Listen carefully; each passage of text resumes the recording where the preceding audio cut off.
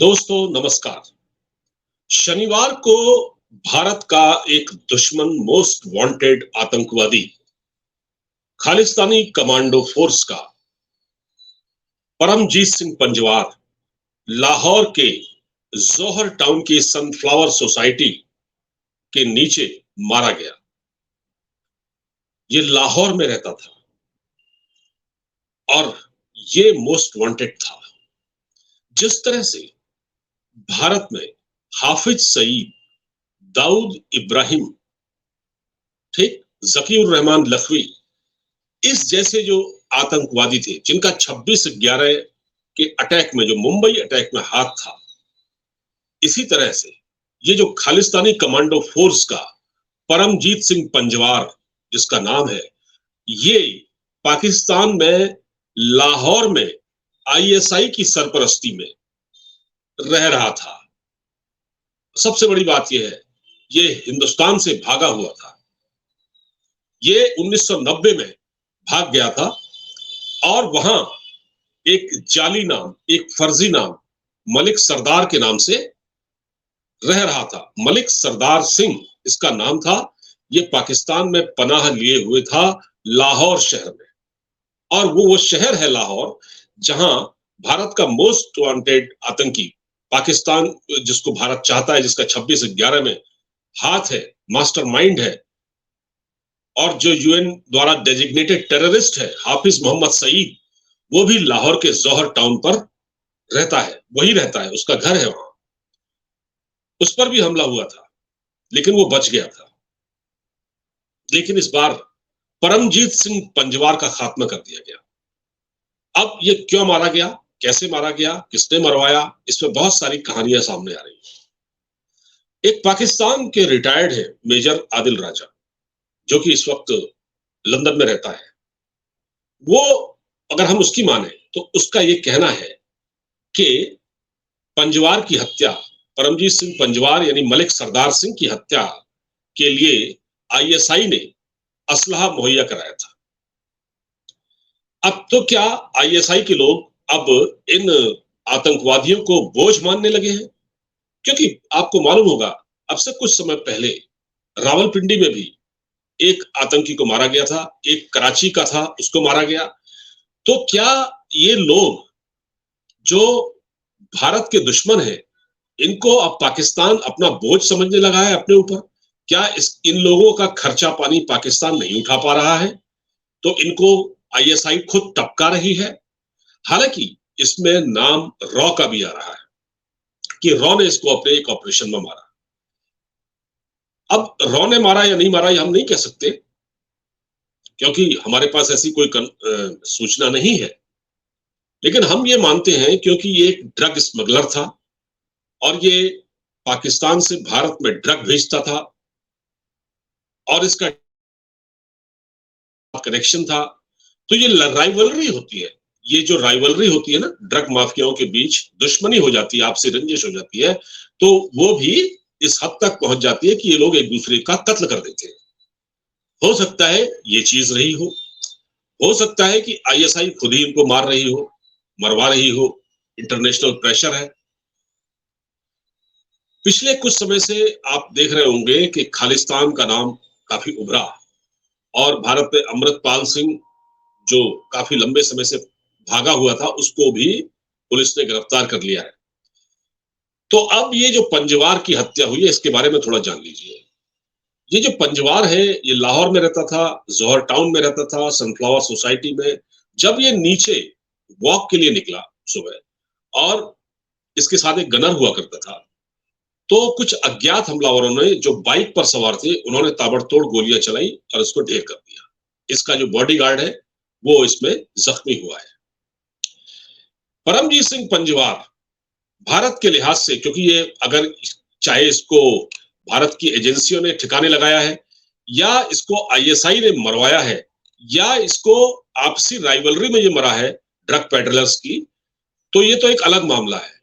लेकिन आपको मैं एक बात बता दूं, ये जो पंजवार है, परमजीत सिंह पंजवार, ये 21 अप्रैल 1960 को पंजाब में तरन तारण डिस्ट्रिक्ट में झब्बेवाल थाने के तहत पंजवार गांव में रहता था और ये कश्मीर सिंह का बेटा था। कश्मीर सिंह इसके बाप का नाम है।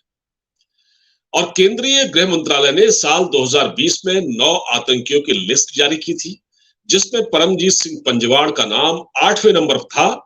और इस लिस्ट में उसके अलावा बब्बर खालसा इंटरनेशनल बीकेआई के चीफ बाधवा सिंह बब्बर का नाम भी था, जो तरन तारन में ही दासूवाल गांव का रहने वाला है।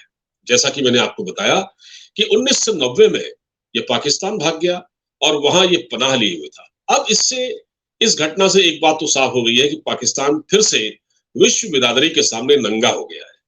पाकिस्तान जब जब आतंकवाद से पीड़ित होने की बात करता है तो उस पर हंसी आती है, क्योंकि पाकिस्तान तो आतंकवाद की शरण स्थली है, पनाहगाह है। और टीटीपी वाले उन्होंने ही पैदा किए। वो कहते हैं कि हमने 80,000 लोगों की कुर्बानी दी, 80,000 लोगों की, सैनिकों की।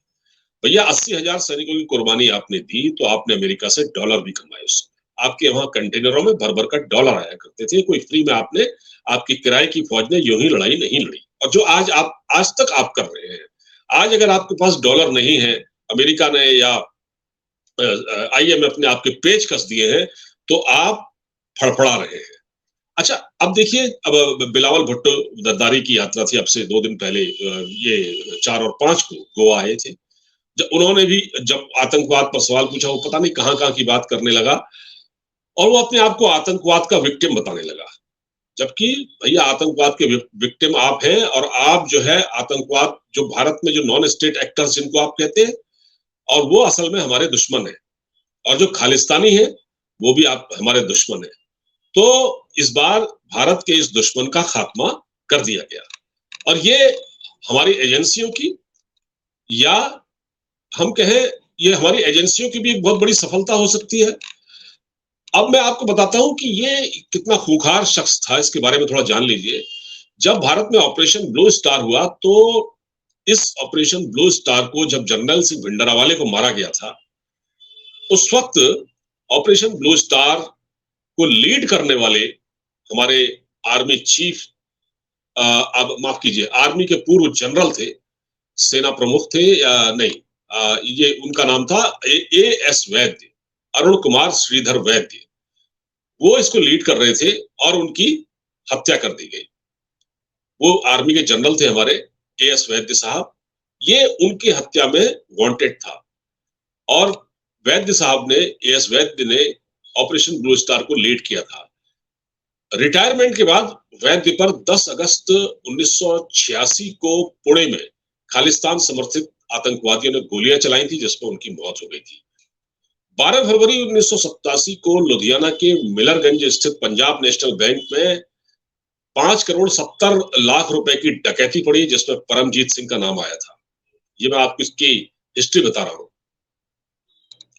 परमजीत सिंह को भोला थांथियन और परगट सिंह नारली जैसे पंजाब के एक कैटेगरी के स्मगलरों की मदद मिलती रही। परमजीत सिंह पर 7 हत्या के केस है और इस पर टाडा भी लगी थी। और मैं आपको बताता हूं, ये परमजीत सिंह का जो कनेक्शन था, ये ड्रग स्मगलर के अलावा आतंकियों के बीच भी साथ था। ISI के संपर्क में तो ये था ही था। और इस पर ये आरोप था कि इसने स्लीपर सेल और भारत विरोधी तत्वों को फिर से जिंदा करने की कोशिश की थी। 1995 में इसके खिलाफ रेड कॉर्नर नोटिस जारी हुआ था, और ये नकली भारतीय करेंसी चलाने वाले रैकेट का सरगना भी था। और इसने रेडियो पाकिस्तान पर बैठकर भारत के खिलाफ नफरत भरी स्पीच दी थी एक प्रोग्राम में। अच्छा, इसके बहुत सारे कारनामे हैं, और इसने पटियाला में थापर इंजीनियरिंग कॉलेज के 18 छात्रों का जो कत्ल हुआ था, उसमें भी इसका ये शामिल था। और इसने BBMB chairman major general BN Kumar का मर्डर भी किया। ये बहुत सी घटनाओं में शामिल है। और हमारे, अच्छा, एक बात मैं आपको बताना भूल गया, जो हमारे पंजाब के चीफ मिनिस्टर थे बेअंत सिंह की हत्या में भी इसका हाथ है। पंजाब के जो चीफ मिनिस्टर थे सरदार बेअंत सिंह, उसकी हत्या में भी इनका हाथ शामिल है। अब ये पनाह लिए हुए था पाकिस्तान में, और पाकिस्तान में इसको बकायदा सिक्योरिटी मिली हुई थी, और ये ISI की सरपरस्ती में था। अभी भी पाकिस्तान में बहुत सारे आतंकवादी बैठे हुए हैं, घुसे हुए हैं और वो उनको पूरा संरक्षण मिलता है। तो जो पाकिस्तान लगातार कहता है कि हम आतंकवाद से खुद पीड़ित हैं, वो अपने वहां आतंकवादियों को पालता है। ये घटना जब हुई तो इसको काफी दबाया गया, बहुत लंबे समय तक इसका कोई जिक्र नहीं किया। ये तो खुलकर सामने आ गई, ये एक दिन बाद सामने आई है कि इसको मारा गया। तो पहले इसको छिपाने की कोशिश हुई, क्योंकि फिर भारत की मीडिया में ये खबर आई, सोशल मीडिया पर आई। फिर पाकिस्तान की कुछ मीडिया जो वाले हैं, यूट्यूबर हैं, उनके जो चैनल है, उन्होंने भी चलाया। अब भारत से पाकिस्तान दोस्ती की बात करता है। मैं अक्सर देखता हूँ कि बहुत सारे लोग हैं जो वहाँ के पत्रकार हैं, मीडिया वाले हैं। भारत से दोस्ती जी, हम तो भारत से, हम तो वन टू वन डायलॉग और पता नहीं क्या-क्या आना-जाना लगा रहना चाहिए। अब बिलावल भुट्टो ने यहाँ आकर क्या कर लिया? सिर्फ उसने भारत में आके उसने कश्मीर का मुद्दा उठाया और भारत को छेड़ने की कोशिश की। तो जब आप अपने वहां सांपों को पाल रहे हैं, इस तरह के आतंकवादियों को पाल रहे हैं और दुनिया के सामने आप खुले तौर पर नंगे हो चुके हैं, तो फिर आप कैसे भारत से बातचीत की उम्मीद करते हैं? कोई उम्मीद नहीं है पाकिस्तान से, कोई उम्मीद नहीं है। और ये इसमें एक बात और सामने आ रही है कि इसको ऑपरेशन को, जैसा कि मैंने आपको पहले बताया, इसको रॉ का ये ऑपरेशन था। अभी हमको इस बात की कोई जानकारी नहीं है, लेकिन पाकिस्तानी मीडिया में इस बात का जिक्र है कि इसको रॉ ने कराया। मैं बताता हूँ कि रॉ ने अगर ये कराया है तो इससे बढ़कर कोई काम नहीं है, क्योंकि ये मोस्ट वांटेड आतंकवादी था। मैं आपको एक जानकारी और दे दूं कि जब इंद्र कुमार गुजराल की सरकार थी, प्रधानमंत्री थे हमारे, तो उन्होंने पाकिस्तान में जो पाकिस्तान में जो रॉ का जो एक वो था, डेस्क थी उसकी, जो रॉ का जो डेस्क था पाकिस्तान में, पाकिस्तान डेस्क, रॉ की पाकिस्तान डेस्क को खत्म कर दिया था। मतलब भारतीय खुफिया एजेंसी की पाकिस्तान डेस्क को उन्होंने एबॉलिश कर दिया। ये तो थे गुजराल साहब, जिनका आपने देखा होगा ना, पढ़े, उनकी शान में भी बड़े कसीदे पढ़े जाते हैं कि गुजराल सिद्धांत, कुछ नहीं था। इन लोगों ने सत्यानाश किया सर। थोड़ा बहुत उर्दू उर्दू अच्छी बोलते थे तो पाकिस्तान में पॉपुलर हो गए।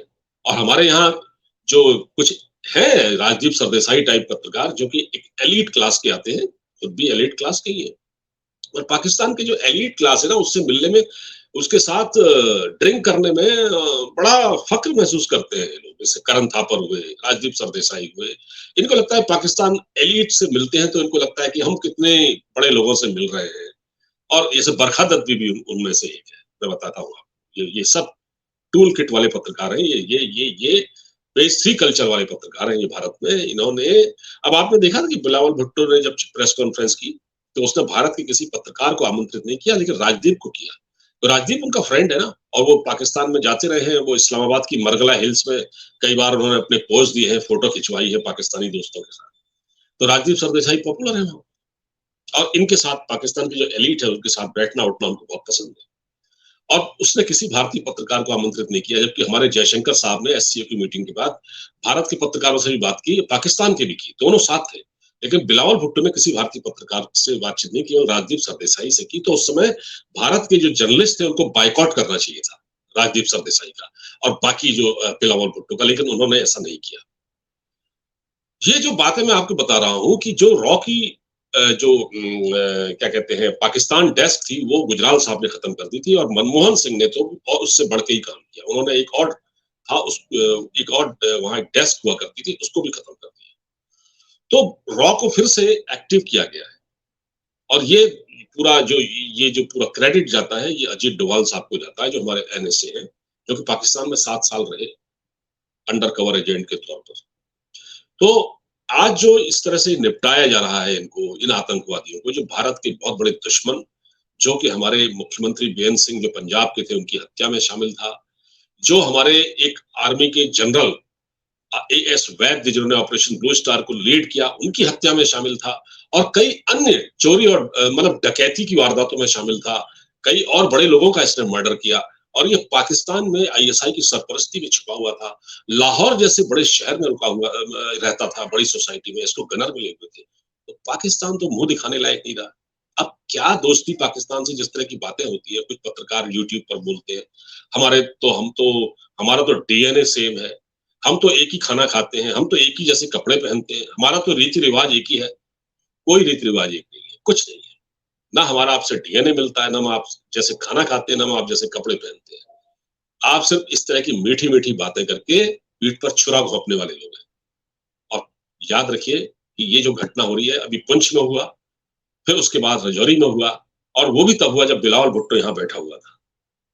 पुंछ में पहले हुआ, रजौरी में बाद में हुआ जब बिलावल भुट्टो यहाँ था, जिसमें 5 सैनिक शहीद हुए। अभी एससीओ ये जो G20 की मीटिंग होने वाली है, इसको भी सबोटाज करने की कोशिश की जा रही है पाकिस्तान की ओर से। और लगातार बिलावल भुट्टो ने कहा कि हम तो वक्त आने पर जवाब देंगे। क्या जवाब देंगे? इससे समझा जा सकता है वो माइंडसेट, वो जहरीला mindset. No friendship, enough enough is enough, that's all. फिलहाल इस बातचीत में इतना ही। अगर आपको मेरा ये एनालिसिस पसंद आया हो तो इस वीडियो को मित्र मंडली में शेयर कीजिएगा, चैनल को सब्सक्राइब कीजिएगा और वीडियो को लाइक कीजिएगा। नमस्कार, जय हिंद।